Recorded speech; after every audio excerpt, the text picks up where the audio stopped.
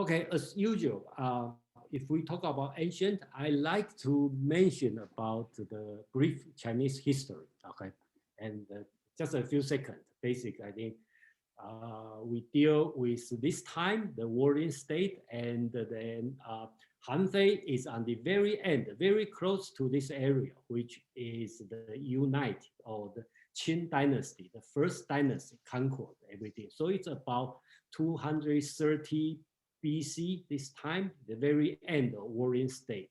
And the Confucius is an early time on the so-called spring and autumn. Okay. The reason this one is I want to add more on the Chinese history, but not on the later time, but on the previous time. Because Chinese at this time, we think about they are 2,000, 2,500 years ago, but at their time, they are talking about something more than 2,000 years ago, before that.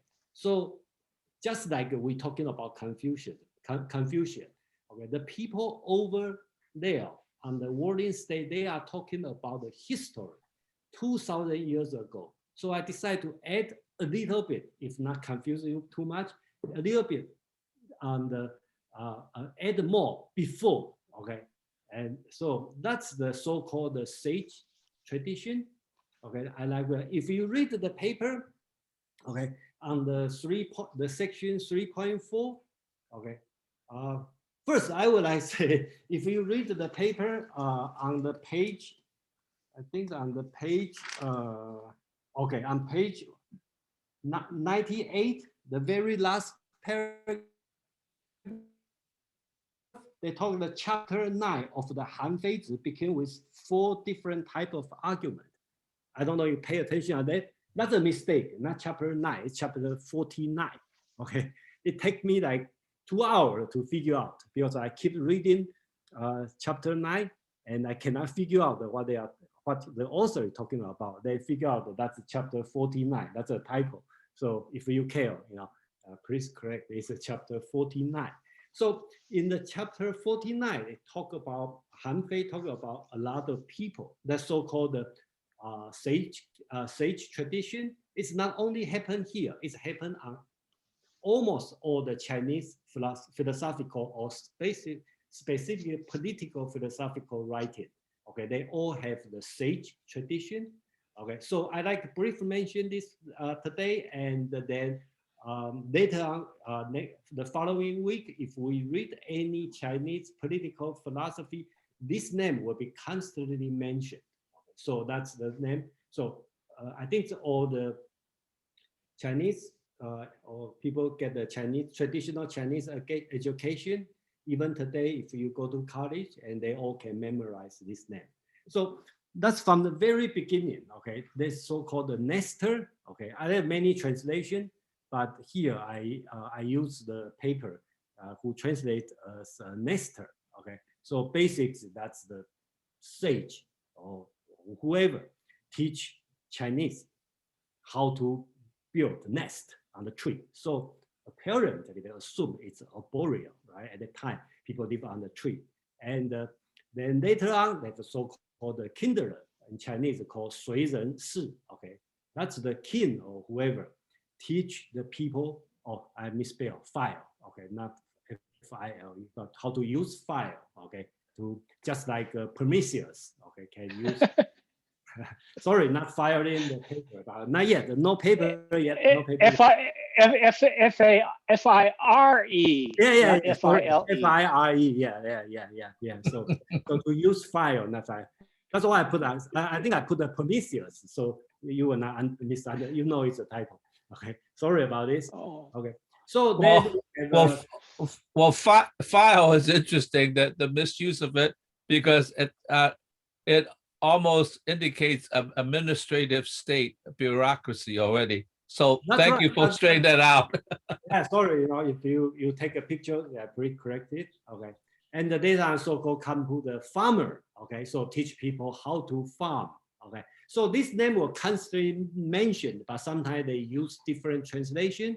Okay, I just briefly mentioned. Okay, so whenever today we talk about Chinese medicine, the herb, okay, basically is this guy, the farmers, okay, 神农, okay, so basically the agriculture also teach. He, according to the legend, he tests all kind of herb, so he knows what kind can do, what kind of herb can have what kind of function. So that's the starting of the Chinese medicine. And then there's another people, but it's not that important today. It's like who create Chinese writing, you know, so there all kinds of myths. You can understand all this. But important stuff from the Huangdi, so-called the Yellow Emperor. Okay, so that when Chinese claim Chinese have a 5,000 history, basically start from here. Okay, so called Huangdi. Okay, so he is 5,025 years, so constantly being mentioned as the common ancestor. And in the writing, usually we talk about Yao, Sun, Yu. Okay, these three sage king. And during the paper also mentioned, I think they call, the author call this Yu as the channel builder. Basically, he is a hydro engineer. He fixed the flood. Okay, he resolved the problem of the Yellow River. Yellow River constantly flood. So what's the great thing of Yao, the sage king, doing? He abdicated the throne to Sun. Okay, because being in the Confucian tradition, always tell Yao is great because he give up his throne to the good person, which is Sun. And why Sun is a good person? Because he has a bad father, bad stepmother, bad stepbrother, and he still pray filial piety to his father, his mother, and to his brother. So he's great. And of course, he has other things. But so he also abdicated his throne to Yu, because Yu is a channel builder. He works so hard, and the Yellow River, the flooding problem. So these three Yao, Sun, Yu are happening in almost the same time, 3 generations. Okay, so that's all the same thing. Could I ask about the dates? Because I noticed the first 3 sage kings, mythic, how far are there dates at all? Or are these so mythic that we don't really have evidence? And then the three sage kings, well, the 4, I guess, including the yellow emperor. I mean, how firm are those dates archaeologically? Because if we go all the way back to 2500 BC, that's almost the time of Egypt, almost, right? So Yes. like, how firm are the dates? I mean, is there plenty of archaeological evidence to that to confirm it? Well, I have no answer on that. It really depends on who you ask. Some people was very firm they exist, and some people will say, "Oh, it's just myth," right? So I roughly put the 2,000 years BC because you know my opinion. I probably don't believe it's a real, probably a created later date from the Confucian stories or from Confucian scholar or based on some ancient texts, and they post-dated. I'm not sure. Okay, but some people really find, I remember they have a scholar, don't I really find the birthday of Yu, okay? He tried to prove, okay, Yu is real person. And for some way, he finds the real birthday on certain day, okay, a certain year. Okay, so just like, you know, all the Jewish tradition, I think this year is 66,000 years. Okay, so some people will say, "Well, that's very sure," but you know, we don't know. Okay, so I leave the this situation open. Okay, and I see 2 hands up, but let me quickly finish this one. And the Tang is another founder for the Shang dynasty. Okay, so what he did great, he killed the. Okay, Yu is the first dynasty. Okay, not dynasty. Basically, they start to give the throne to his son instead of give to the sage. Okay, so that's the change. Okay, and to the I think we mentioned before about Jie. Okay, who is the tyrant?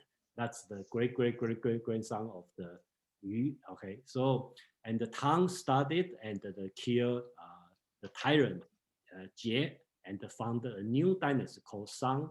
Okay, and then after I don't know how many years, 500 years, and then also have another tyrant called Zhou. Okay, and then they have the Wu. Okay, That's Wu. That's his name. Okay. He started to kill, to start a new dynasty, so-called Zhou. That's what Confucius keep praise. That's the best. That's the social order. We need to go back. So that's the Wu, so-called Wu. That's his name. We call it the Zhou dynasty. So since he's great, his father also great. So he's the father, his father of Wu, called Wen. Okay, and he has something with so-called the Book of Change, I Ching. Okay, he has some comment on that. So we will talk about that. That's a very, very rich tradition, and we can only touch a little bit at a time. Okay, so then Zhou Gong, that's also being constantly praised. Okay, because Zhou Gong is the prime minister of Wu. He scheduled everything about the social order. Okay, so the so-called the feudalism system. Okay, so according to Confucius, that's the best system, and we should go back. So that's the good time, best time. Okay, so that's kind of like a quick overview of the sage tradition, and I think probably I will run one more section, just only talk about the sage tradition, and then we can get an idea on that. And that's important in the Chinese reading, because constantly we mention his name. Just like when you read a Greek play, you have to know Socrates or Plato. You got to know kind of the Greek mythology. If you don't know the Greek tradition, you don't know much. You cannot read in the detail. So we have a few hands up. Let's go from Mark. Is that Mark? Mark, please. Yes, thank you. Okay, I think I found my answer on Wikipedia here, but I just want to see what you say. So I was wondering about, okay, you mentioned that I think Tang was the founder of the Shang. Okay, and then you, it says on Wikipedia here, he was the founder of the Xia. And Xia, yeah. And my understanding is that that's highly contested whether that dynasty existed or not. And then prior to that, it talks about the 5 emperors. So that's not considered a dynasty because they don't inherit, or like how do they transfer power from one to the other? Okay, the so-called the five emperor, that's between Huangdi, the yellow emperor, and the Yao. There's the 5 emperor, and then it's a little bit confusing. I'm not very clear. Okay, but if you go to the ancient book, and then I probably it's a confusing story, but it's a very, at least to me. Okay, that's some people may say, oh, yeah, okay. So next we go to Madeline and James. Madeline. Yes, this is just to add to a couple of things that Phil was saying. One is that it's generally thought that okay, so to go back just a little bit, the stages of human civilization are indeed something like Nestor, Kindler, and Farmer. In other words, even chimpanzees make temporary nests in trees. Kindlers would be like hunter-gatherers who use fires. And farming is the start of what we think of as civilization. And that is when writing first arose. So that's really what we have the records of. And writing arose out of accounting, because now people could store food and engage in trade of things in various quantities. And it's generally thought these days that the 3 great centers of agriculture arose independently at about the same time. So there was the one in China, there was the one in Mesopotamia, that general region which would include Egypt, and then there was the one in Mesoamerica, like the Mayan, Aztec general region. So all 3 of those, we don't know why, all rose at once, all have writing and astronomy, they have literature, they have all kinds of things.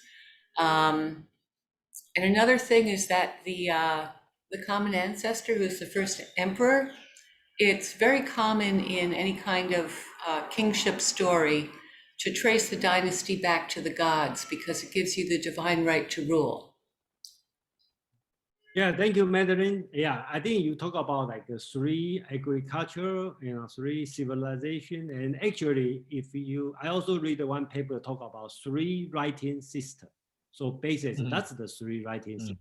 Okay, so everything you can trace, so that's the three independent. And surprisingly, I think in the Mesoamerica, it's happened a little bit later, but it's all around this time. And the second thing is about the God. I think Chinese has less sense about God. Oh, it's a different sense. We go that later, but according to the legend, like Yellow Emperor, and when he lived to 120 years old, and then he get the dragon and go to the heaven. So that's why dragon is an important symbol, okay, in Chinese culture. So yeah, and right now, if you go to China, you even have a place to visit. They call it the Shen Nong Jia. That means the, oh no, not Shen Nong Jia. Some place, they even talk about the place the Yellow Emperor ascend to the heaven, So that's another. So let's go to James, then Pim. I was just delving into the first chapters of Han Fei Zi, and I was just wondering if it's actually if these names are actually Yao Shun and Yu and Zhao Zhugang, if those are actually appearing in that history in the first chapters of Han Fei Zi. You talk about you talk about first chapter of Han Fei's of the first four chapters. I kind of just browsed through the first four chapters. And I was amazed because it wasn't philosophical. It was mostly historical. It was saying that people came here, they were fighting the Koreans. It was, this happened, and then Yao did this, and Shen did this, or Yu did this, and maybe it's just a coincidence that the names kind of matched. But I was just wondering. Yeah, this name constantly mentioned. If you read the ancient Chinese history, or if you read the later Chinese, okay, I'm talking about mid-age Chinese writing, okay, all the literature, all the philosophical, political writing, they constantly mention, right? So for the prime minister, always will praise the emperor, okay, you are as good as Yao, Sun, Yu, Tang, okay, so that's the goal as a Chinese emperor want to achieve. They don't want to be labeled as Jie, which is a tyrant. So it kind of like a role model sit there, okay, in entire 2000 Chinese history, okay, everybody is trying to watch, okay. Even today, I'm not sure China, but even Taiwan still have some people kind of like using this name to match, okay, today's president. Okay, so, oh, you see, you don't do this, So that's kind of like, deep in the culture. So that's why I think this one is important. Just like when you read anything, talk about Zeus, you don't have to question, whether or not they'll have a Zeus or not. But when they talk about Zeus, who is Zeus? Pim, please. Yes, I just want to comment on Phil's questions about how firm the data. So up to the Song Dynasty, which is began about 3,600 years ago, those dates are firm, meaning that they are backed up by direct, hard archaeological evidence, mainly the oracle bones. And beyond 3,600 years ago, there's no direct uncovered writing that record those dates, but there are a lot of archaeological sites. One of the oldest ones is the Jiahu Culture, which dated 9,000 years ago. And this advanced culture had these flutes made of the bones of cranes, the birds, and they are still actually playable today, and the scale is similar to the scale of Chinese music today. And there was also our agriculture was already happening at that time. A lot of really advanced stuff for that age. So also on these ancient sage kings, you can tell the very old ones, like the Nestor, Kindler, they were really, I think it's pretty clear, they represent the periods, not really a person, because those quote kings in the legends, had aged like 1,000 years, lived 1,000 years, or lived this many hundreds of years, or maybe some of them lived even up to 10,000 years. So I think maybe we should view them as kind of a period in prehistory, according to the oral history. Really, the first one that didn't have a ridiculous age, I think, was probably Yu or Yao. Maybe probably the Yao Shun. The Xia. When you get to the Xia dynasty, the legendary story started to sound pretty credible. And also, there's a lot of archaeological sites. There's one that's early Tou culture.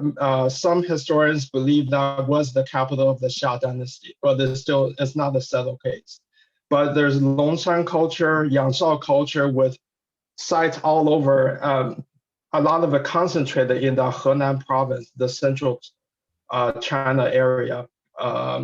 So I personally, if I have to bet, I would bet that Xia dynasty really did exist.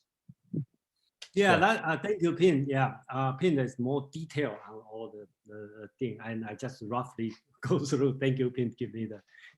And the Xia Song dynasty is really solid. Okay, for sure. Yeah, because for example, if you go to Taiwan, you go to the Palace Museum. Okay, actually, okay, if you go to China, you only see the Forbidden City. There's no antique there. So all the antique have been looted, to Taiwan. So you see, you go to Taipei and see I think that's the must see, and I even see that sometimes amazing. For example, you will see a lot of the antique, okay, from Xia, okay, and they have the writing on that. They carve in the shell of turtle or on the cooker. Okay, so that's amazing. So this is for sure they have some writing, and we can recognize the writing that time. So just like Pin said, the Xia dynasty is very firm. But before that, yeah, they have archaeological proof on something, but we don't know they really have an empire or nothing. A lot of it's from the writing. So, any question? Yeah, before I was wondering. To the what philosopher philosopher would correspond to the Shang dynasty? That who can we name that corresponds to 1600 BC? Well, anybody have an answer on that? I don't know. Pin probably have a better answer. Yeah, my answer would be. Go ahead. Confucius, I think, saw himself as a descendant of the Shang dynasty people. Of course, Shang dynasty was conquered or overthrown by the Zhou dynasty, but I think he saw himself as a purveyor of Shang dynasty's culture. What's the oldest literary record that we have? We know that Confucius is way later. What is the oldest Chinese literary record? Just writing, then the Shang dynasty is the oracle bones from Shang dynasty dating back to almost 3,600 years ago. But I don't know how much philosophy, well, not much direct philosophy in there, but you can probably infer people's way of thinking and beliefs, and definitely religious ceremonial beliefs from that period.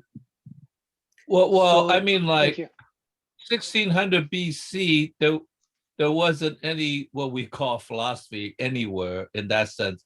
You have religious figures, you have kings, you have maybe thinkers, but but it doesn't exist anywhere. So as soon as precedes the pre-Socratics even. So no, that wouldn't be also in China probably.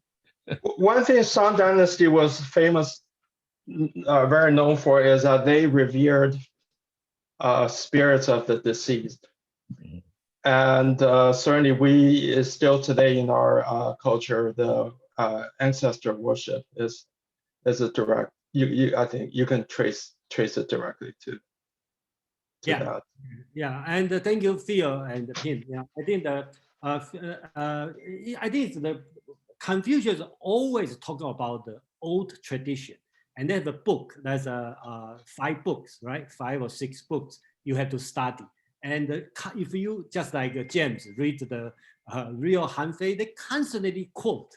Okay, the poem says something. That's the long time ago. Okay, so they're probably 1,000 years older than that. So there's a lot of poem writing. Just like when you read Plato's dialogue, Socrates constantly will quote, okay, what the Homer says, something. Yeah. So something like this, and they have an oral tradition that later on put in the book, in the writing, and the Chinese has an advantage because Chinese writing probably happened much earlier. So a lot of things has been kept over there. So that's the only thing I can say on that. So I see, Mark, you have a hands up. Or? No, I'm good. Thank you. I'm gonna not make that comment. Thank you. Well, perhaps a more interesting question is like, what is the evidence of literature? You could go back to the Legend of Gilgamesh and compare dates in that sense, but really, even Homer, that was an oral tradition, and maybe Homer himself maybe is 800 BC, maybe.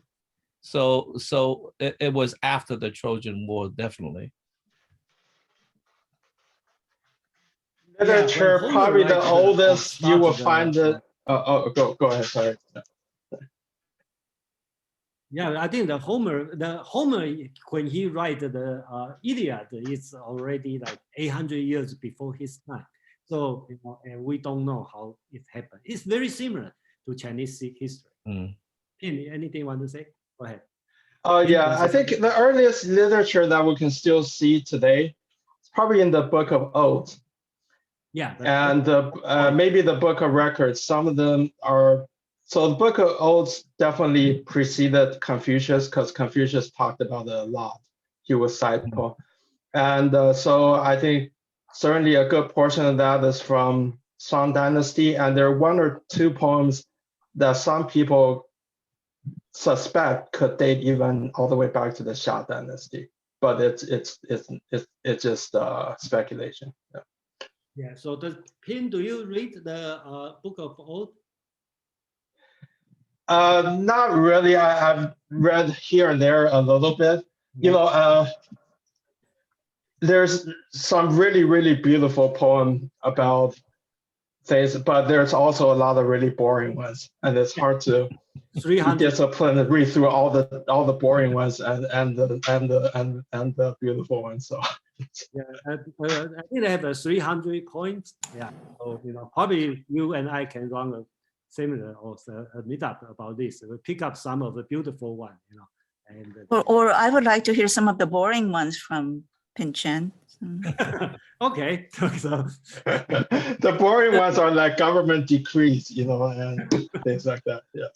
Yeah, the most famous one is they talk about the birds, and then the birds singing, and they started thinking about the beautiful lady, and the gentleman will like the lady. So this kind of song. And the Confucian scholar will kind of think about, oh, the lady is virtual, the gentleman is so-called 君子, and somebody. So that's similar to every other culture. There's some story probably just means they see the male birds and the female birds singing. They directly reflected to the beautiful lady and a man, young boy, and you can have a lot of interpretation on that. So we talk about this later. We have a lot of time. So yeah, the popular ones, like you said, are the love songs. Yeah. Yeah, the love song is a good one. I'm gonna be glowing all day after this, guys. Thanks. Yeah, yeah, we can talk about like all day on this. Yeah, so okay. Madeline, that's back to the subject. Madeline. Yeah, I have a question. It actually relates to the very ancient times, oracle bone and before. I was looking at Chinese astronomy. So just to be clear, not astrology, but astronomy, and what the different asterisms are called, the different constellations, how they're grouped together and what they're called. And it seemed to me that some of them had much older names in a way. Like there was one, and this was over a year ago, so I'm just going to come up with some things, but there was one that was like girl gathering berries in a basket that seemed as if the name would be much older than third secretary to the king's second clerk or something like that. And I'm wondering if anyone here knows anything about the development of the language and concepts used with the very early Chinese astronomical signs. Did you have anything about this? A little bit. Yeah, I think your suspicion is right. You know, these names, some of them are very ancient. They're mentioned in the Book of Odes, and they tend to be the ones like what you mentioned, associated with real people, like you said, you know, the weaver girl, the shepherd boy, and things. And then there's ones that are later that definitely reflect the political philosophy of Zhou dynasty. So those are probably, you know, more like named during that time. The sky is divided into 12 zones, no, 28 zones, corresponding to the 28-day cycle of the moon. And each zone has a main star that's called the lodge, meaning the moon travels through the sky, and each night there is a hotel that hosts the moon. And but at the same time, in addition to these 12 zones in the area around the North Pole kind of symbolizes the ruler. And then you see the names, yeah, like the ministers and people like that. So near the North Pole, there's like the kind of symbolizes central government and the government's idealized government structure. And Confucius has a famous quote that when you rule by virtue, you're like the North Star. You just sit there and things just revolve around you naturally, instead of you having to apply force and make people do things. Yeah, thank you, Pin. That's astronomy, also astrology, basically is also important part in the Chinese philosophy, political, everything. And in the writing, you probably will see it, and we probably need another 3 hours or 3 days to talk about Yeah, this. maybe a quick side note, the 28 zones, I think India has a system that's extremely similar. So yeah, India also uses yeah. It sounds like the concept of chill comes from Confucius. He is less chill than Lao Tzu, but you know, I think like I discussed a couple of weeks ago, I think they came from a common tradition. Yeah, that's another. And one thing I'd like to make point about the astrology and astronomy. Basically, the ancient time, the historian job is doing record the human, what happened on the world, and also keep the record on what happened on the sky. So basically, the astronomist and the historian are the same job. Okay, so when you read some ancient historical, they will talk about, oh, Southern, they have a war here, they fly here, and which star move from here to here. So to them, they all the same thing. Okay, belong to the history. Kevin.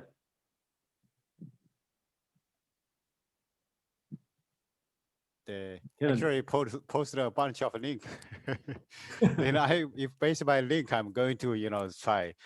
We talk about the Yellow Emperor. Before that there's a war how it's from the north side. Huang Empire defeated another tribe. So that's the second link. So that's you talk about evidence versus it's not like a saw. We have the third link about it. That's solid. Like the guy is saying that we have is also antique. In as the prehistory, all basic book and verbal thing. We don't have a solid. However, we got even got for example, you use the even older 57 years ago, the bone something is lost stuff in China and even outside the world. It's no basic, no written history, no verbal. Yeah, it's in China land. And then he also mentioned Jason about Confucius talk about the 4 books and 5 classics. Surprisingly, the Tao Te Ching not in the list. The question is why?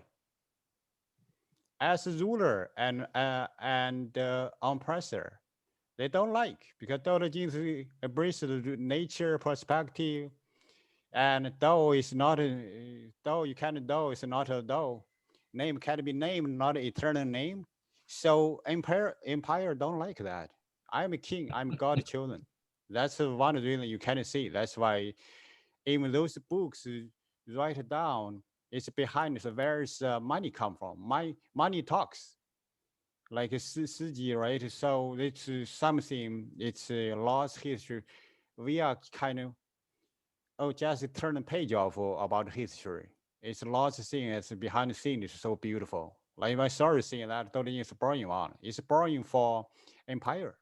It's an ordinary people definitely like it. It makes sense something. Last link is about radical.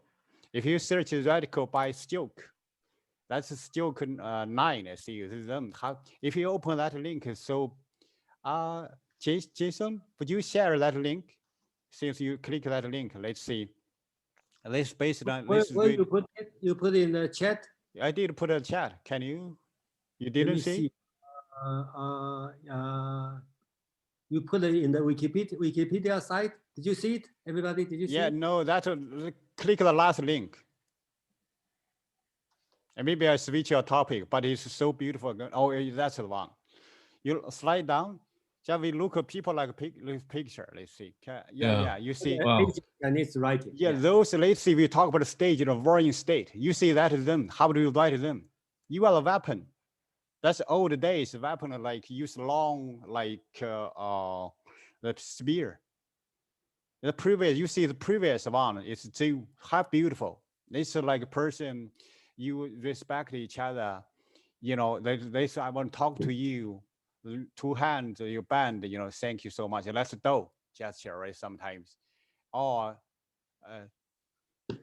Okay. okay, thank you. Let's go back to today's subject. We need to go back to the subject. Okay. Yeah, last words, Jason.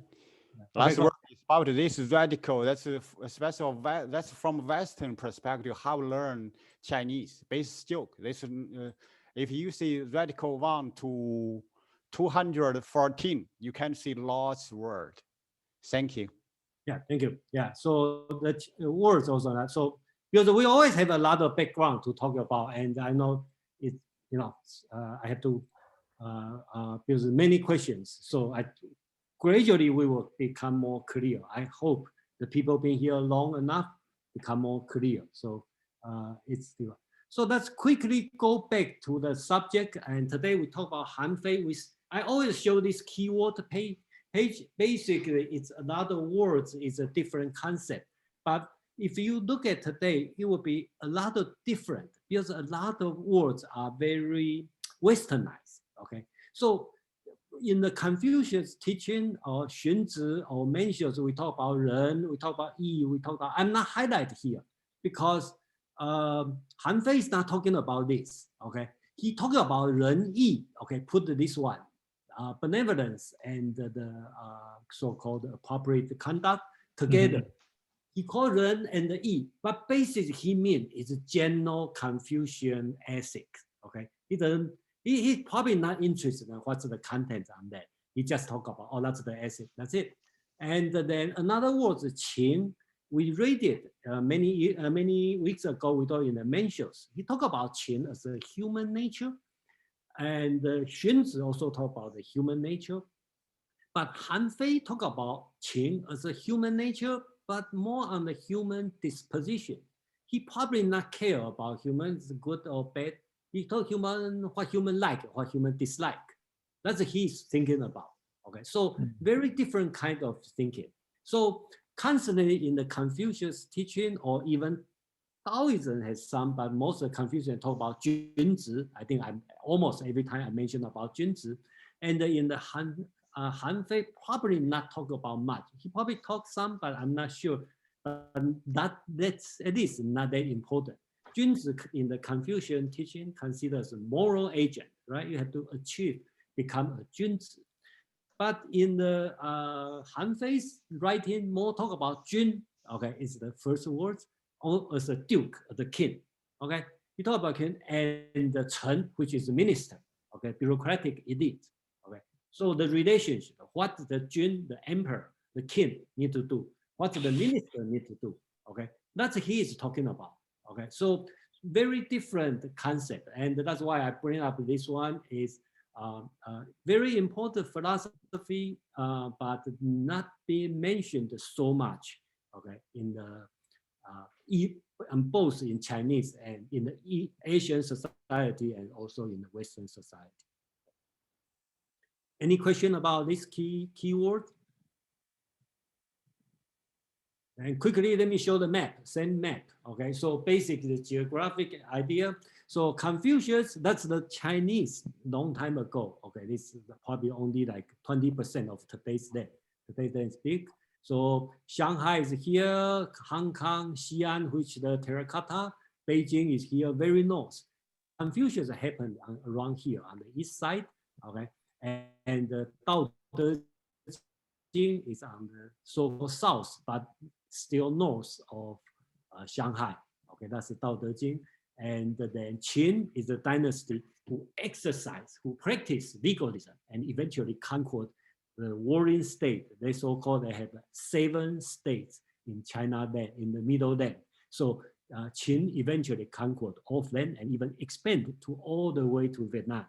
Okay, so that's the Qin dynasty. So the Han Fei, and that's happened here. If you notice, name Han Fei basically means this state is kingdom is Han. Basically, he is the aristocrat in this state. So short story I mentioned last time, he is legalism. He is a student of Xunzi, who is a Confucian scholar who teach opposite than Mengzi mentions. He said human nature is bad. We need to use education to correct human nature. So Han Fei is a student of Xunzi, okay, and then he developed his own idea, and then he tried to convince the king of Han to take his idea, but no, king of Han didn't care, okay, and Han Fei, since his classmate Li Si is the prime minister in Qin, so he went there, okay, to help the Qin, the kingdom of Qin. And the Han Fei is a starter, so so he cannot talk well, so he write. That's why today we have his writing, and we don't have much other legalism writing, and because he started, so that's why he write. And eventually, Li Si find a way to kill Han Fei because he's jealous. Han Fei is so smart, so well, so killed. But later on, Li Si also get killed. Okay, that's why Confucian scholar always say, "Oh no, no, no, no, legalism is not good, right? So you were killed by your own law." Okay, so that's the common. We have a more story on that. So, Madeline, please. Yes, you showed this map the other day in another group I was in. That's in South Beijing group. Yeah. It was extraordinarily helpful to see what the ancient Chinese regarded as northern and southern China. It cleared up a lot of confusion. And so when I was reading the paper that you posted for this meetup today, and he mentioned someone in song, you know, the man where the bird flew into the tree stump and everything. I looked up where it is. Well, it's way down in what we now call southern China. So I thought, okay, this is what Jason was talking about. This would have been like the North American equivalent, the US equivalent of like a hillbilly or a redneck, someone who couldn't speak proper English, who was barely smart enough to plow a field and just couldn't figure anything out. I'm happy you mentioned this one. The song is around here. I think it's around the south part. And then one thing is, or if you read the antique Chinese writing, whoever they say they have the guy from Song, okay, you know that's not some stupid guy, okay? So just like Madeline mentioned, that country probably from the southern part, the north of the southern, which just come out the barbarian.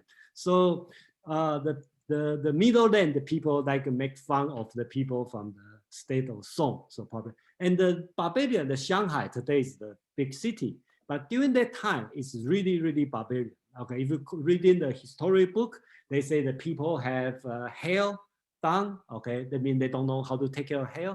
They have the tattoo all over the body. They speak like birds. They have the bird's tongue. Okay, so basically, the totally barbarian people. And then, so that's the, I think that's important. Yeah. Any question? And then otherwise I will move on to the today's text. That's another dimension I try to introduce a few people. Okay, so I put a scale, this one on this side, on the left-hand side, I call it conservative, and the right-hand side I call progressive, right? So they were trying to change the society. And then I put the vertical axis as somebody believe the heaven, have a religious belief. The solution is through heaven, the mandate of heaven. And the going down will be the psychological solution, deal with human. So if you look at Mencius, most typical Orthodoxy Confucius teacher, basically is conservative, everything go back to the old time. Okay.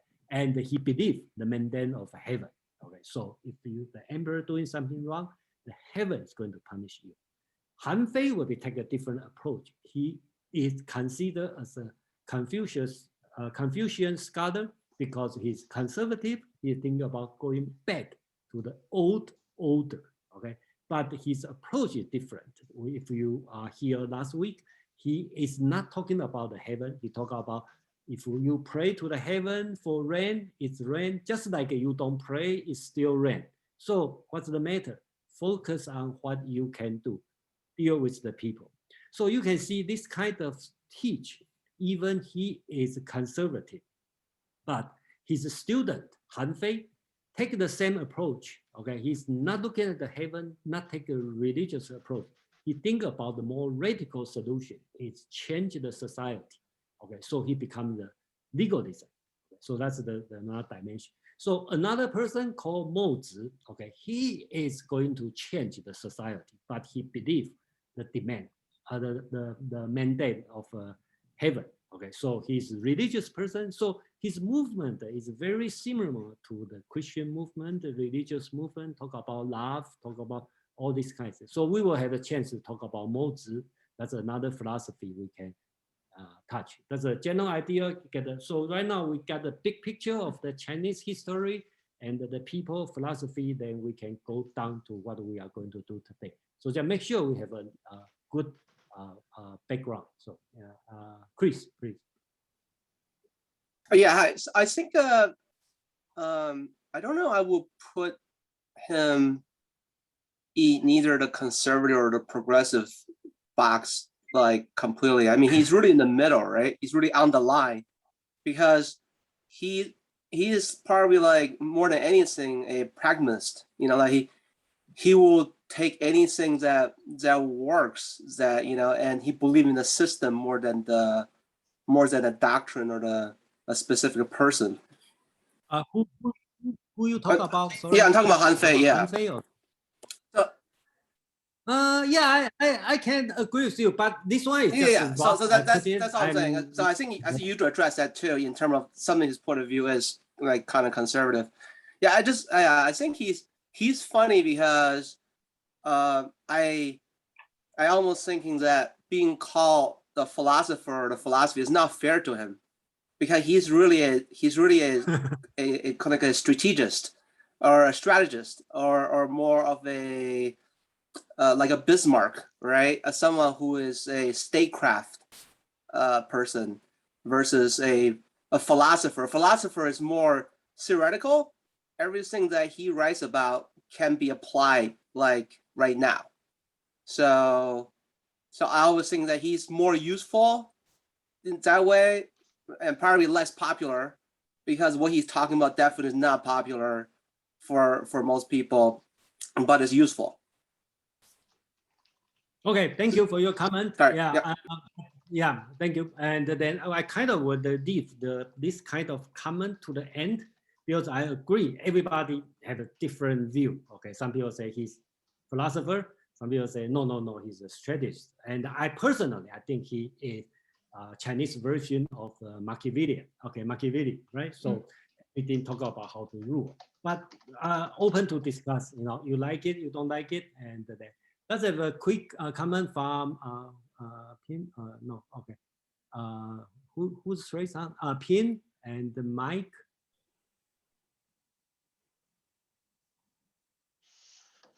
Yes. Yeah. I just want a quick comment that Han Fei is a very interesting figure in ancient Chinese philosophy. He was the latest of the Zhou dynasty great philosophers, and he's kind of he embodies at least three different schools of thought and synthesized his own. He was like Jason said, Xunzi's student. So in that sense, he was a student of Confucianism.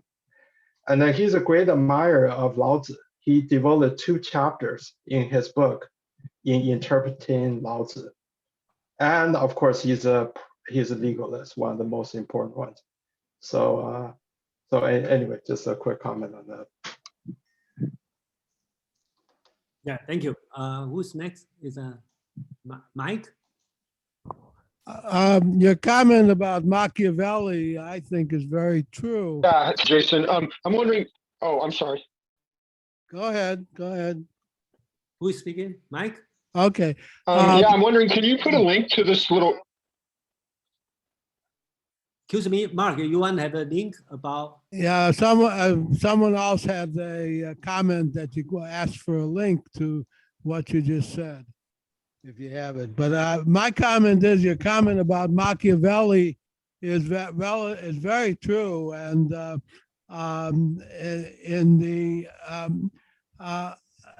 this Confucius basically said that people are good and you should develop it. And Han Fei is saying that people need a structure, a strong state, a strong political, a strong economic system to make that work. And in Western thought, exactly that debate went on between Rousseau and Hobbes. And that those were kind of the inspirers of what came into our Constitution in the United States. So I think Han Fei is more like Machiavelli and more like Hobbes. And taking one step further, it turns out that there's a guy, a behavioral economist, who works for the International Monetary Fund, named Fei Han, Feihan. The inverse of that. And I understand that in China, the order of the names is with the last name first. So when he was born in China and he works for the International Monetary Fund, analyzing it. And some of his papers are applicable to what you're talking about today.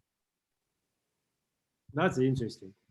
So who's next? Let's move on. I think Mark, Alina, and Phil.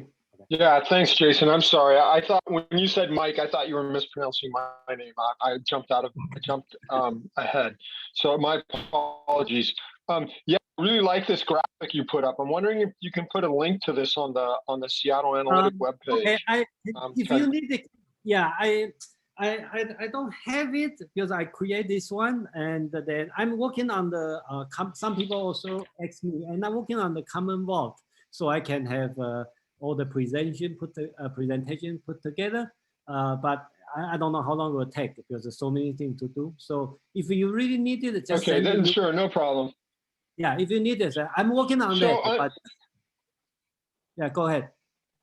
Okay, but I have a question about the classification. The Mencius, Sunsha, and Moza, that makes sense to me, but I don't understand why Han Fei. I understand why you have him in the psychological instead of the religious, but I don't understand why he's in the progressive instead of the conservative.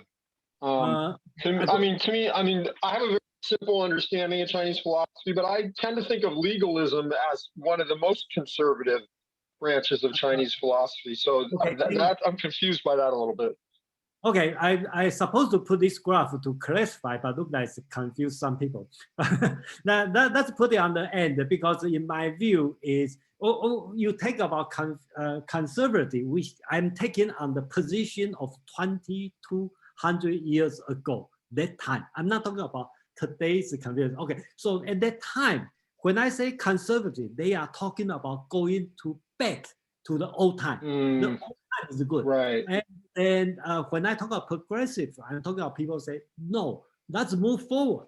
Okay, so that's and their forward is our backward. So I think that's the part that confuses some of people. Oh, okay, that makes a lot of sense. So from that standpoint, could you say in the context of 2,200 years ago, Lao Tzu was a conservative, but if you think about him now, he seems more like a progressive. Does that make sense, or am I missing your point? Yeah, let's put this one on hold because that I know every time we talk about progressive, then really depend on where you stand, right? So, Dina and then Phil. All right, so my question could be related to the previous question, Jason. So, and whoever could answer that. My question is, so religious heaven concept, it means there is a strong governmental system or monarchy or some kind of system that dictates to the society several main principles, how it's supposed to be structured and how people are supposed to behave and obey, what laws to obey and such. And if I'm correct. And then there's a conservative versus progressive. Again, that's my question. So the differences between Mencius and Mozi philosophical approaches. So, and again, whatever I reflected, it might not be exactly what it is. So I welcome all comments and everything. Thank you. Yeah, I think let's put this kind of discussion. I don't know this one. I supposed to clarify everybody, but turn out to confuse people. So, but anyway, I just help people join the chat, and you can have your own understanding. Probably a few months later, I decide to swap their position. I don't know, but that's at this moment, I think in this way. So, no, I think it's the correct position because. He believes in change. In fact, he disrespects the past, right? He criticized the sages. He disrespects the past because things change and societies also change, and he wants to move forward by disrespecting the tradition. And in place of the tradition is not really systems. I think system is correct, but he's an instrumentalist. He wants to create an instrument to channel people to help them move into the future, whatever that is. I'm sure that if he continues to live, he would be willing to change his own position because it always changes. So in that sense, he is a progressive. What I find is a problem, and this is not in relation to conservative, a progressive, is that his channeling is really restricted to, in a sense, the people who controls the system. He's dealing with the king, the emperor, the dukes, because they are his instruments to channel that into the future by having them construct an instrument to help people. And he has essentially the reward punishment effort, in a sense, to hold the carrot to help people move forward, or to punish people who doesn't want to move forward, in fact, move backwards. So in that sense, I don't agree with his politics, but he definitely is a progressive in that sense.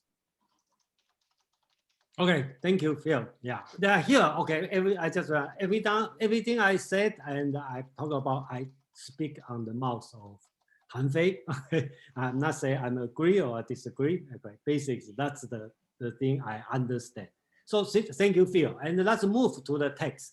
Okay, so anybody want to comment on the text? I just draw the layout on the text, and then how do you think about this reading? And then before we go to the detail of the text, we probably only have the time to go to the first section.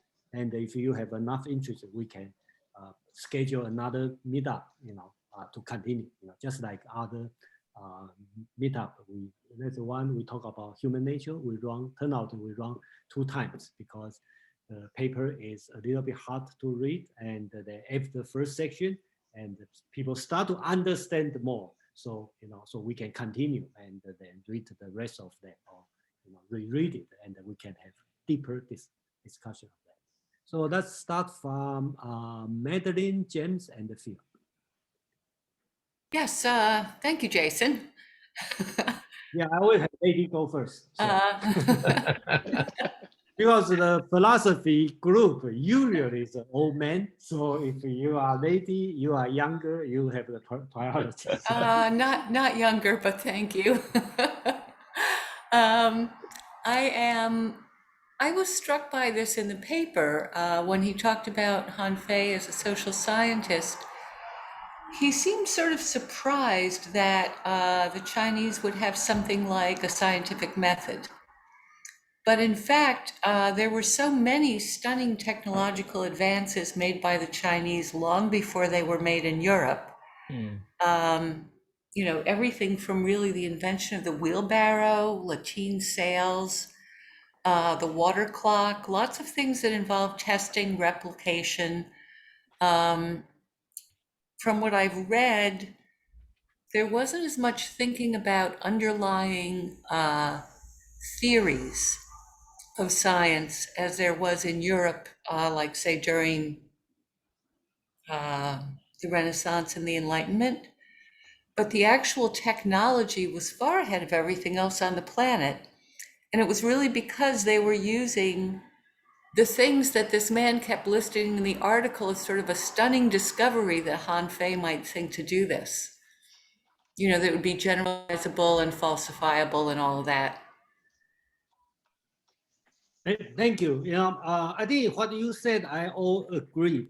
And about technology part, and I think next week we have a chance to discuss when we talk about AlphaGo and the why technology development, West and East. That's a very important subject we can discuss. And you talk about as not a scientist, and that's an open discussion. And personally, I don't see he as a Western sense of science, but compared to the rest of the Chinese philosopher, he has more strong logical thinking. Okay, his writing. Because I read a different one. If you only read this one, you probably say, "Oh, it's not scientist." But compared to other Chinese philosophy, I think he has more a strong scientific method or logical sense. That's my personal view. Yeah. Who's next? I also run actually, I'm in the Austin Philosophy Discussion Group, and we are going through several philosophy of science papers. So if anybody's interested, just let me know. Yeah, I mean, the technology, rise of technology in the West, it really was a very fortuitous set of circumstances. Several things came together, and really, I don't think it's fair to basically single anything else out and say that, oh, they could have done this and done that. And, it was to the extent that, yeah, some things came together. It was fairly serendipitous. And yeah, I mean, with hindsight, everything is 2020. Why don't we buy stock, which 20 years from now, people will look back and say, hey, what those people were dummies for not buying it. So yeah, it's a really tricky and very complicated topic. Yeah, but we have a chance to talk about technology. I think next week, technology is one issue we can talk about, including past, old time, and also the view of the technology today. So who is next? Should be James. I was reading I mentioned before, I was reading on ctext.org. I didn't say the name of the site. The translation of probably Google Translate of the Han Fei, but I was just wondering, I read some chapters that were primarily historical, but the chapters that are mentioned in section 3 of the paper are chapters 9 and 49, I believe. And I looked at chapter 9 this morning, and yeah, I'm sorry. Okay, I mentioned at the beginning, that's a typo. It's a chapter 49, not 9. Okay, but I think he also mentions chapter 9 at some point. But anyway, I looked at chapter 9, and chapter 9 I thought was very readable. And I'm sure chapter 49, since he quotes it as allegory, I believe allegories from chapter 9, I believe those are readable too. And so I was just wondering, does anyone have a list of the most of Han Fei, since Han Feizi is very long, I was wondering if anyone has a list of Han Feizi's greatest hits. What are the most readable chapters? I personally, I will say 49 is the one mostly important. Okay, but people have a different opinion, and I do build on, if you read this paper on the 3.4, okay, talk about the method of Han Fei's argument. Okay, this one is based on the 49, okay, chapter 49, so-called the 5 termites. Okay, so I like them translate. Some people translate as the 5 poisonous. Okay, and I think the better way, my understanding, is 5 termites. He's talking about 5. The word they use is du. That means the bug who eat the wood. So that's a good metaphor, right? It's like a house. They have 5 different kinds of termites live in the house. Gradually will collect the house. So that's the 49, and the logical is very interesting. So I have a plan to continue on this paper, but focus on the chapter 49. That's a personal view, but total he has a 55 or something. It's very long, okay? It's very long compared to the Chinese writing. It's considered as long, but I think 49 is definitely, I would not say readable, but basically important. So who's next? I am next. Okay, Phil, please. Yeah, well, since I accepted him as a progressive, does he understand that in his instrumental rejection of the past, that in a sense that his instruments through legalism will essentially become institutionalized and therefore in a sense become the past? If he understood that, then he would have constructed in the legalism itself an instrument to transform it. In other words, such as amendments of that sort, or revision. I don't want to say the word revisionism, but revisions to the instruments, because it's the change that he's concerned with. So does he structure in his instrument the tool for the change as well as the tool to what's changing at the moment? That's a question I have for legalism. Yeah, thank you. I have some comment on your question because legalism actually in ancient China has a long history. And they are really the politician. They do the work. They don't have time to write. Okay. So Han Fei is the person who the starter. So he had to write, and he probably not get the real job. I'm not sure in the history, but you can imagine this. So he probably write a lot. So that's why the most of the writing is from him, and then that's why you think, oh, does he construct anything? Does he do anything? Well, I don't know. He probably have no chance to work on that because he don't have a job. He doesn't have a job, probably. That's why he's a profound writer. Yeah. That's my personal view on that. But we can go more on that later, on different subject. And the next one is Pin, please. Oh, hi. Yeah. About James' question, the prominent 20th century, early 20th century scholar Liang Qitao recommends 7 chapters in Han Fei as the most important. So I'll type them in the chat box. 7. Also, I want to follow up on Madeline's excellent point on technology. In the essay that we read, one of the things that I thought was an interesting perspective was the interpretation that Han Fei put the importance on technology. It's interesting because, of all the Zhou philosophies, I would say the legalists were the only one who succeeded in taking over a state with their philosophy, run the state exactly according to their philosophy, and had great success in the sense that this state became super strong and defeated all the other states and united China. And this was at the juncture of technology.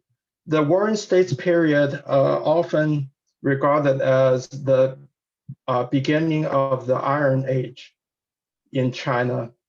And also, as Madeline referred to, I visited the first emperor's tomb. And the technology was really just awe-inspiring. There were 2 chariots, exact replicas of each other. Each one involved, I believe, more than 2,000 parts to put together. And the precision comparison using laser metrology to compare the dimensional reproducibility from one chariot to the other was more, the agreement was better than the most precise machining today. And it just shows the kind of production and precision manufacturing that was available at that time. So anyway, I just wanted to follow up on our point on that. Thank you, Pin. Yeah, Pin mentioned about the chapter 7. Yeah, that's very important. Oh, Jason, we can't hear you. Are you muted? Yeah, no, I can hear. Yeah, you can hear me, right? So yeah. So basically, Pin mentioned about the chapter 7. That's also important. They talk about the 2 handles. Okay, so basically talk about. I think he also mentioned the 49. I think. So talk about. Remember we talk about the human nature. Okay, good or bad, and then Han Fei only talk about 2 handles, basics, reward and the punishment. So he take a different point of view. He say how to control people, reward, punishment. So that's the way he's talking about. Totally not talking about moral. Well, I'm not saying he is unmoral, but basically he is not talking about moral. He's talking about how to. Okay, that's the point. So we have the 2 hands. That's the general rule. Have Audrey go first, then Joseph, please. Audrey, please. Hi. Hi. I was trying to understand the differentiating between what happens randomly and what happens because it's constructed in man-made conditions. That, you know, it had to do with, I started to think about it when you put Han Fei into the conservative, I mean, into the progressive side of things. And I don't want to get caught up in that whole discussion, but I'm just wondering, it seems like they were saying in the text that the past may be a guide. I don't know if this really comes from Han Fei or the writer, but if it's a guide, that means that if things are happening the way they happened in the past, he doesn't seem to have an issue with it. If things are different and it's noticeably different, then we're creating instruments that can construct something that you can get some kind of certainty from, which seems to contradict. Thank you, Audrey. Okay, I'm sorry, you know, go ahead. Yeah. No, I mean, it just seems like that's a contradiction to. I want to answer your question, but let's have Joseph first, because then after Joseph, let's quickly talk about the rabbit story, and this one probably will clear what's your question. Yeah, Joseph, please. Yeah, just to clarify really quickly, you said the politicians were mostly in charge of enforcing the legal aspects of things back then at that period of time. Is that correct? Probably not in today's sense. That's my understanding. Probably not in today's sense. The legalism, that's another issue. They're talking about how to efficiently execute your law. Okay, you say go there, people may not go there. Okay, so you say go fight, people may not fight. So there's one famous story on the early legalism. What he's doing is he went to the Qin, that's on the west side, okay, kind of like a less developed country. He wanted to practice legalism. But the first thing he did, he put a big wood on the east side of the city. He said, whoever bring this wood, okay, to the west side of city, I give you 500 pounds of gold, whatever, big money. So nobody care because that's ridiculous. How can I bring this one over there? They give me money. So he raised it to 1,000. So that guy saying, well, it won't hurt. So he bring the wood from the east side to west side, they immediately get 1,000 whatever money. So people realize, oh, okay, the order, okay, the government critique is really work. Okay. Okay. That's the two concerns. Okay, one is, I think that's the thing, and we have to remember that's an ancient time. Okay, basics is not in today's sense. That's my talk. Chris, please. So yeah, I just to add on that point. I think one way to think about this, right? I mean, if we disregard the potentially mystical kings and emperors, right? And just take the Qin dynasty as the first official one, that we can categorically say that was the first unipolar dynasty that we have in China. Before that, you know, when you have many feudal states, when you think about law and money in general, there's no consistent standard. So like in Jason's country, he could say, you know, if you walk wrong, I could like slap you. In my country, if you walk wrong, I could kick you. You know, like it's that type of thing. There's absolutely no people doesn't have a general expectation, you know, in terms of the crime and the punishment. I think that was one of the biggest contributions of Han Fei here. And the same thing was pretty much anything from a governor's point of view, right? You know, 10 different type of money, many different type of positions and classifications in terms of jobs and social functions.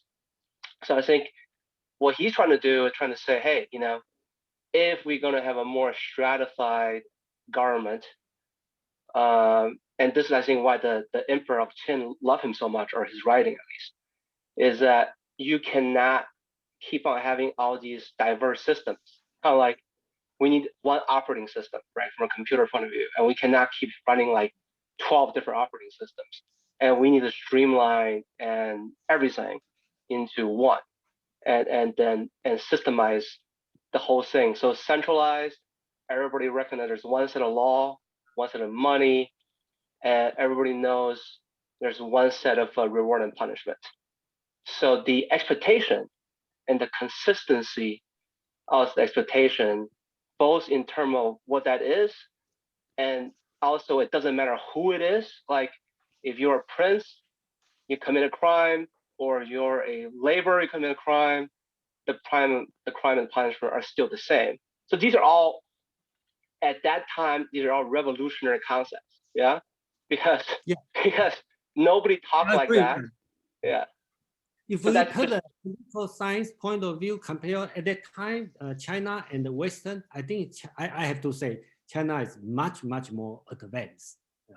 Because this kind of concept is not no, but I mean, this kind of concept, I think, not in the West, but not in the East, really not in the East either. I mean, I think what he was able to synthesize and put on paper, you know, by far, if you read all the writing of his contemporaries, I mean, he's the only one, because most people are talking about how we improve the individual. How do we have a philosopher king, kind of like the Plato Aristotle model? How do we have a good official? How do we have a good banker, a good general? He's basically saying it doesn't really matter. You take the human being out of it. We need a good system. If I have a good system, I don't care if you're good or bad, the system will still work, and everything will just run along like a computer. And we take the human element out of this. Yeah, thank you, Chris. Yeah, that's a good point. Yeah. Who's next? Alina, Pin, and James. And yeah, what Chris said, actually, I also observed it's about centralizing and systemizing the whole construct of what government is, the country, and also implementing standardization of weights and measurements. That's what happened at that time. So there is no more discrepancy between how we measure a pound of rice here and there. It's always a pound, or whatever measurement was then accepted. So it creates a basis for commerce, like a system is being formed and created that would move processes like commerce, or the agriculture and such. So you don't need to be involved into every little detail and thing. So you create systems that take care of that and create that build up to the whole dynasty that rules, and a great organization that the country is. And that's what's remarkable that was put in place. Obviously, that I came up with that because if I started to look more into who was Han Fei. And my question is, there is a power of charisma and there is a concept of shi. So it's the position of the ruler, what the ruler is. So it's not about even the person. You could be a weak ruler. Once you create the position, that comes with all the attributes of power, royalty and such, that will take care of that. So if anyone could tell me like what they know about it, power of charisma in that time, and in Chinese history and philosophy. Thank you. Yeah, I think that you mentioned one important point. You talk about shi, right? That's in the shi. Yeah, in Han Fei's, he talking about one of his chapters talking about Confucius is greater than the Duke of Lu, and why Confucius listen to Lu, right? Because Lu, the Duke has a position. He has the shi. Okay, he stay in this position. I think here in this text also mentioned, but he doesn't use, the author doesn't use the Chinese name shi. He called the I forget what he called the name. He called the potential or the position to rule, something like this. So that's a different concept. Okay, that's why I constantly compare him with Machiavelli, because they are talking about your position and how to rule, this kind of thing. Yeah, we go to the text, we will have more detail on that. It's a lot. We look like we are not able to finish today, so I will reschedule the rest of part for probably next month, beginning of next month, so we can have a deep discussion on that. So please save this paper, and then we can continue. So I think Pin is next, right? Yeah, just follow up on Chris and Elena's point.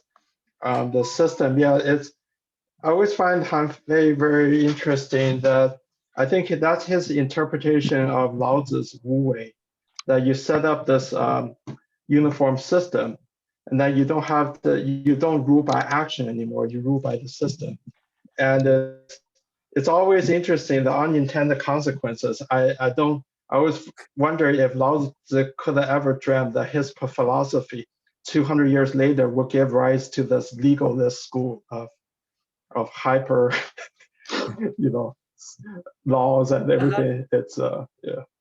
Yeah, that's a very interesting subject. That's another big subject we can talk about, because how can you think about Han Fei and Lao Tzu? Actually, they are talking about the same thing. It's another story. So I put on hold here. So I think James and the Pin and the Phil. Thank you, Jason. I just wanted to thank Chris, because I just think he opened my eyes. In Western civilization, we have this concept of legal concept of crime and punishment, and what apparently what Han Fei is aiming for is kind of equal pillars of reward and punishment. And I was kind of like grappling with that, not knowing how really to place it, or how to deal with it. But I think it's a deficiency. I mean, if you look at Western countries like the United States, there's a strong understanding of punishment in the society, but the government doesn't have any reward. The only reward kind of like impetus that the government has is providing needed services for the businesses and the population, usually called infrastructure. And now they're saying that infrastructure is the whole reward system, and it's going to extend towards services for families and so forth. So there's this beginning of this kind of like concept of governmental reward in improving infrastructure services. And so I'm beginning to realize how the reward concept extends through civilization, and how it's been missing from a lot of Western countries. There's been this kind of like philosophical kind of gap in justice, and in countries with high levels of inequity like the United States, that's where it's most obvious.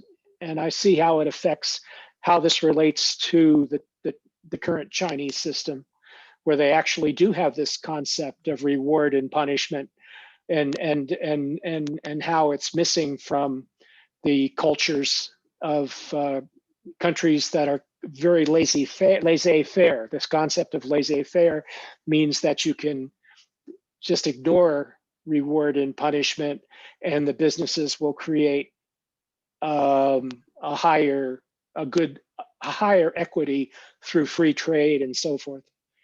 And maybe this isn't the best thing. The do nothing concept, where it maybe doesn't serve as well as this activist concept of justice from Han Fei.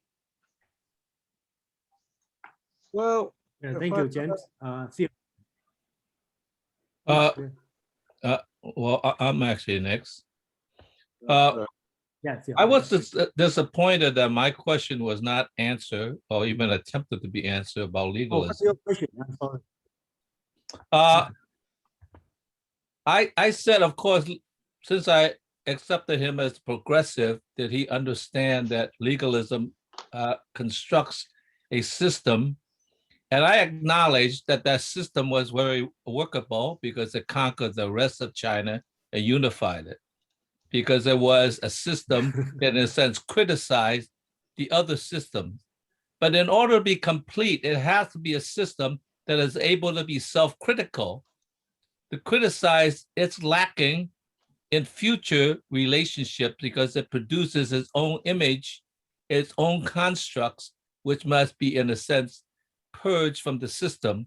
That's why I asked whether there was any sort of writing or a manifestation in the system that, in a sense, allows for that judgment in terms of, let's say, amendments and some sort of legalistic argument against the system itself in order to be self-corrected because they want to open up to changes that inevitably happen in the future.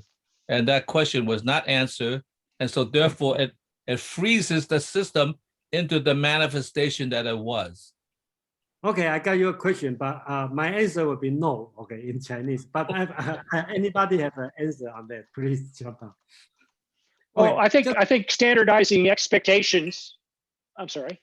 Yeah, go ahead. Yeah. I think I thought that was an invitation.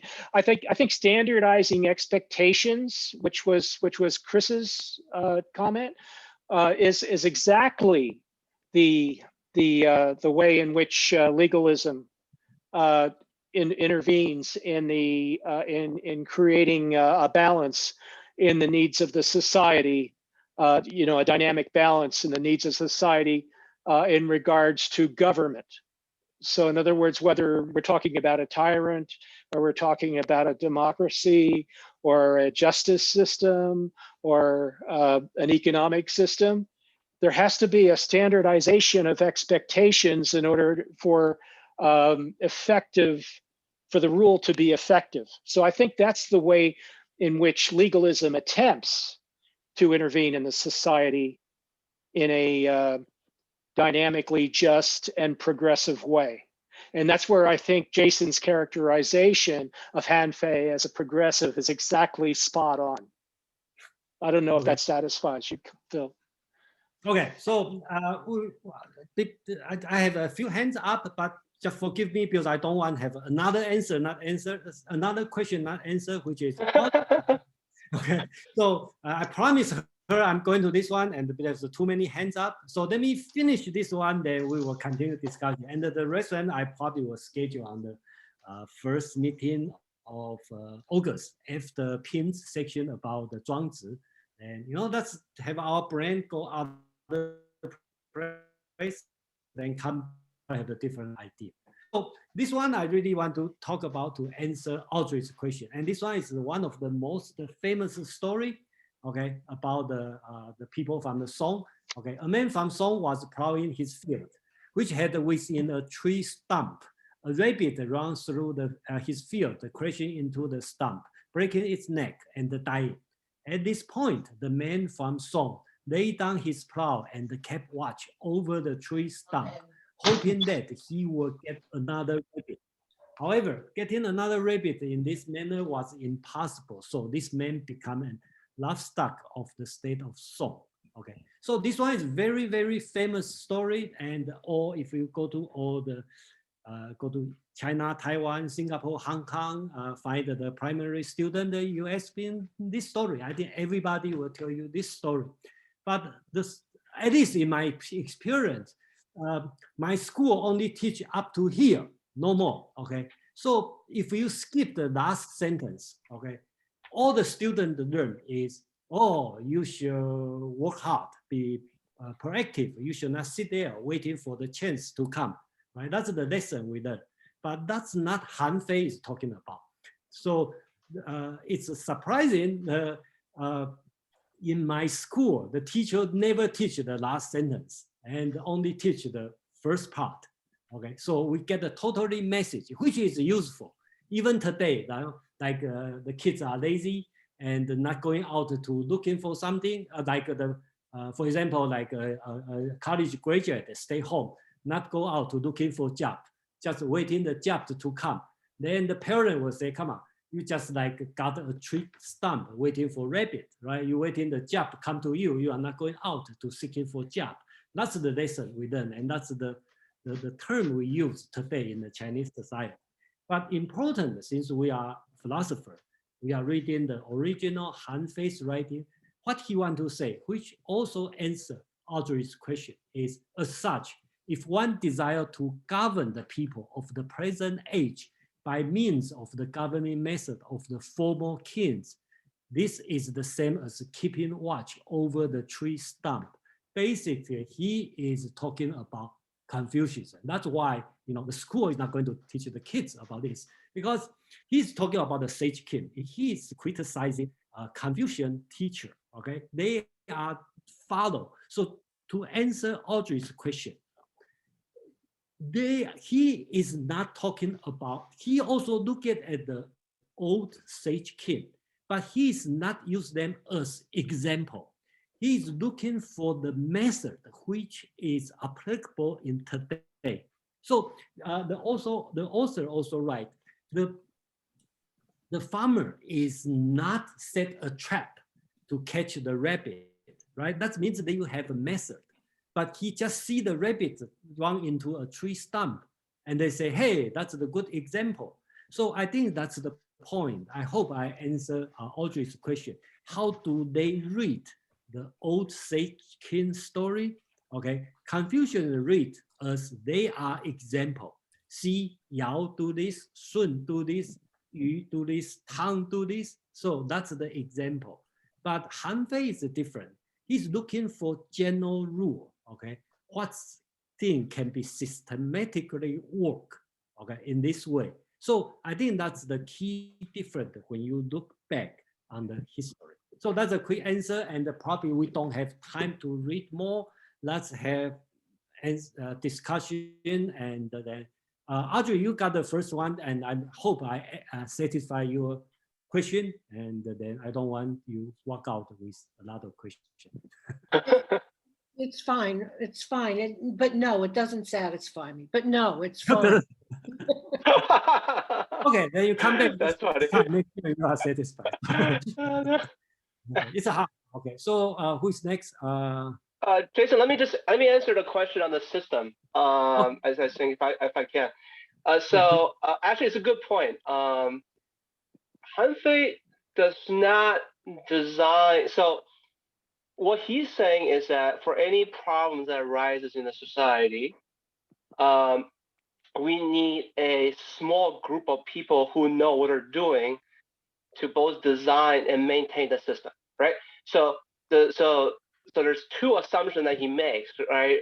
And then a lot of influence by his teacher is, first of all, human beings are not born good and smart, yeah? And second of all, only a small portion of the population at any given time are really competent, can actually make good decisions. The majority population are sheeps. I mean, these are just, if you read this stuff, these are the two basic assumptions. And so what it needs is actually generation after generations of this small group of highly competent and capable people who can both maintain and, facing new problems, design systems to maintain a harmonious society.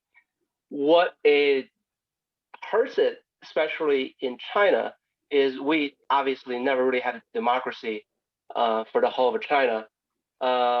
Even you know, like during that few years before the communists, that still was not a democracy.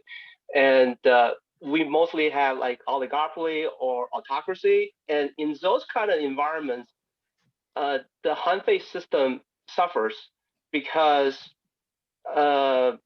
inherently, whoever's in charge will want to install their kids, right? And will want to install people that they're close to and game the system, not for the benefit of optimizing the system, but for the benefit of using the system to their own benefits, right? So Han Fei doesn't really, I mean, unfortunately, he died. He committed suicide way before his time. He never really had the time to work that out. by everything that he wrote until that he died, he kind of just got to the point where I have a system, it's going to be standardized, and I have a group of people, generation after generation, that's just going to maintain it. So the question, how does it deal with updates and error in the system? I think that's his response, is that I'm relying on this small group of people each generation to fix that. You can definitely respond to that. What happens if you have a dictatorship or autocracy? That's a good point. Right now in his writing, there's no answer for that. That's a weak point in his writing. Thank you. Who is next? Pin, please. I'm gonna make my own attempt of answering Phil's question too. I don't totally agree that that's the weak point in Han Fei's writing. Han Fei, one very important concept this essay doesn't talk about is Ming and Shi, which direct translation is name and reality. So what it actually means is that basically, as a ruler, you have to set down the metrics of what your objectives are. And all your officials and the system needs to be measured by those metrics. And he's very against any leader showing any kind of personal preference for anything. You can never show your underlings what you like and what you don't like, because the only thing that should matter are the metrics. So you constantly measure people, whether they're actually executing to those metrics.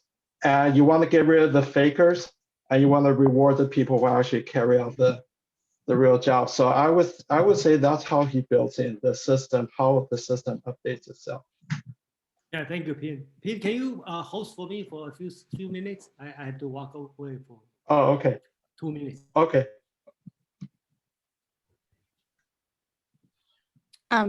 Can I add to the previous? Yeah, go ahead, please. Sorry, I wasn't paying attention to all the orders, so for 2 minutes, it's kind of a free for all. Yeah, sure. And it seems to be what I do see. Again, this if we read word by word the story of the guard with a tree stump waiting for rabbits, and it's a beautiful story, by the way. It's like really memorable, and I had no idea about it. But it does, you could interpret it both ways. Once you just tell everyone about the first sentence, that's look what happens, that the peasant had been waiting for the rabbits, they never came. And look, you are, as a peasant, you are incapable of doing anything, and it's old methods, and we as a government, we know better. And if you introduce another sentence, like then it gives people a bit more, how to say, the way to, okay, you have to change something. You have to implement something new to be able to get rabbits, if that's what you want to do in life. And that's why it's truly remarkable. It just gives, it's like two polarities, how you, what kind of information you introduce to your people that you govern. And back to Phil was asking, like, why is that, the rule of the system?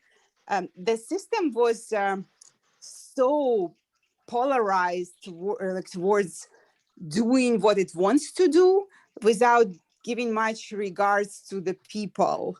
So the system was incredibly strong, and it was able to create what it created, such as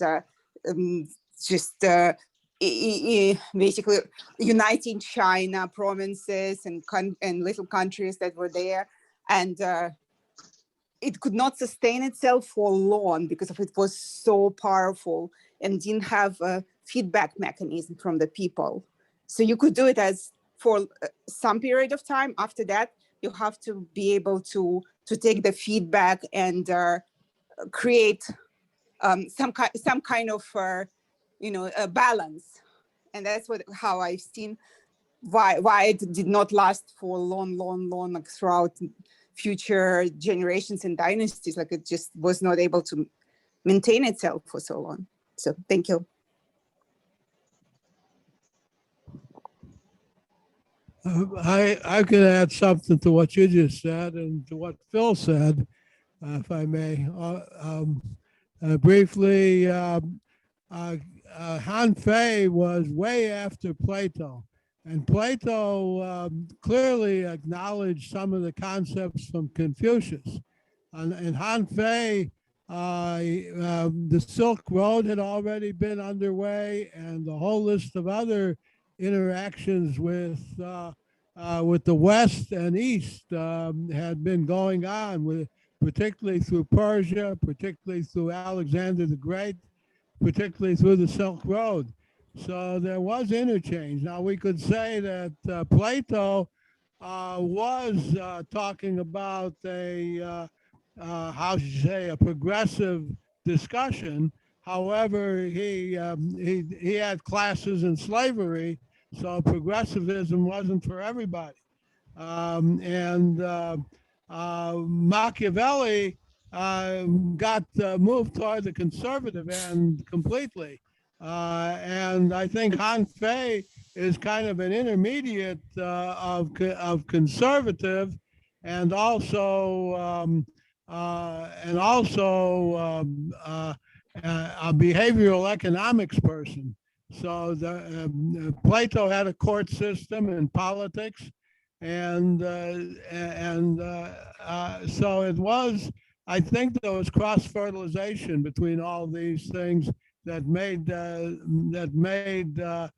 Han Fei brought essentially that to the to his thing. And I see somebody raise his hand with an objection. I just want to clarify, the Silk Road was not in operation at Han Fei's time. Oh. That's well, there that's was quite a lot something like later. the Silk Road. He was 200 BCE, and the Silk Road was also 200 BCE. No, the Silk Road was in the Han Dynasty. Really, it flourished probably, actually, a lot later. So, several hundred years later. Well, there was Alexander the Great went to the Pacific Ocean. Did any of his concepts that he brought from Greece end up going to China at that time? No. There were a lot of, more than 100 years ago, there were a lot of Western scholars that had theories and hypotheses as such that a lot of the Chinese early culture came from Mesopotamia or, the Roman, but actually none of basically all the archaeological evidence is against all those theories. So actually, I mean, if we could just finish this one. So Alexander the Great never got anywhere near China to begin with, right? He got as close as to the modern like Afghanistan, like and then like that's unfortunately he died, and then coupled to what the gentleman said before on the actual day of the Silk Road. So you need the Silk Road to transfer the knowledge that you have in India to China. And that didn't really happen on a massive scale until much later. So, it's not possible for this particular writing to be influenced by Alexander the Great, unless they had like some kind of supernatural transference. But I mean, I just want to respond to Pin for a second. So I agree with him that the metric is all